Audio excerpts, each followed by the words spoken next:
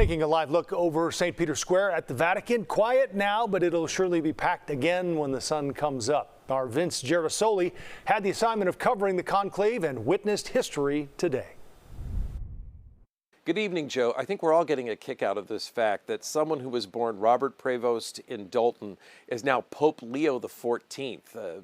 This is just an incredible point of pride for the city of Chicago, but really enormously significant for the United States of America, the first North American Pope. And what can we know about him? What can we figure out?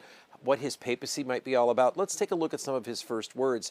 He addressed the crowd, about 100,000 strong here at St. Peter's Square. And his first words were, "Peace be with you," taken directly from the Mass. But then he went on to remind the crowd that God loves you, that God cares about you, and that evil will not prevail.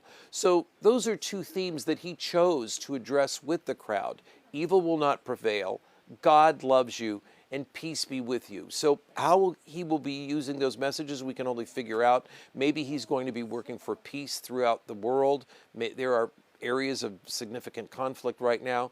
Maybe he will have the sense to come forward and try to bring some peace to those areas and to encourage the rest of us to work for peace in those areas. And also to find faith and hope, to be part of a church that reaches out to those who are disenfranchised, that reaches out to people who need a helping hand. We keep talking about him as the first American priest or first U.S. priest, or Pope, I should say. But actually, he served a good portion of his time outside of the United States. He lived and served in Peru. He was a bishop in Peru.